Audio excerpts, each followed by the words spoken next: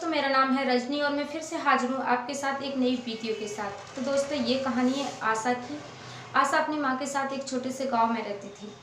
उसके पिता की डेथ हो चुकी थी। तो दोस्तों, जब आशा अपनी माँ के साथ गांव में जब भी घूमने जाती थी तो आशा एक घर के सामने आते ही अपना घूंघट कर लिया करती थी।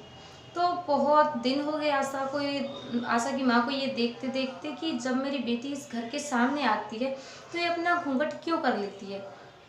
तो एक दिन वो आशा से पूछने लगी कि आशा, ये बता, जब तू इस इतनी छोटी सी है तू, और जब इस घर के सामने आती है तो तू अपना घूंघट क्यों कर लेती। तो उसने अपनी माँ से कुछ नहीं कहा, लेकिन ज़्यादा पूछने के बाद उस आशा ने अपनी माँ को बताया कि माँ, वो मेरा घर है, वो मेरा परिवार है, मैं उस घर की बहू हूँ। जब वहाँ के बड़े बुजुर्ग मुझे दिखते हैं तो मैं उनसे पर्दा करती हूँ। तो आशा की माँ ये जान के बहुत हैरान हुई कि तू ये क्या कह रही है, तेरा घर तो ये है और तू उसे अपना घर बता रही है। उसने कहा, हाँ माँ, वो मेरा घर है। जब मेरी बच्चा होने वाला था, तो जब मेरा बच्चा हुआ था तो उस वक्त मेरी डेथ हो गई थी और मेरा बच्चा बच गया और मैं मर गई।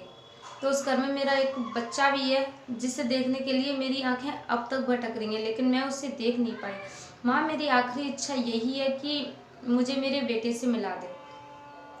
तो उसकी माँ उसकी कहानी सुन के उसकी माँ को बहुत दुख हुआ और उसकी माँ ने कहा कि ठीक है, मैं तुझे तेरे बच्चे से ज़रूर मिलाऊंगी। आशा ने कहा कि माँ, मैं अपने बच्चे के कारण ही इस गांव से दूर नहीं जा पाई और मेरा यहीं पास में ही जन्म हुआ है और मैं उस घर को देख के मैं अपने मन में शांति कर लेती हूँ और उसने देख देख के ही जीती हूँ।